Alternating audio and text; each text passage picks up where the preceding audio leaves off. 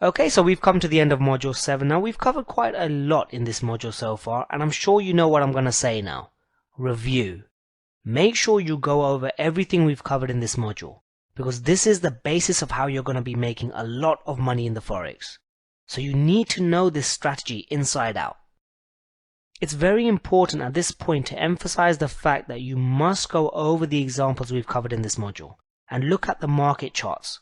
Look for as many strategy 2 trades as possible. When you are actually trading in the Forex, you need to make sure you have the confidence to carry out the whole trading process. You need to know it inside out. And this will only come about with practice. We will do more practice trades, but for now make sure you review this module thoroughly and look at as many live examples as possible.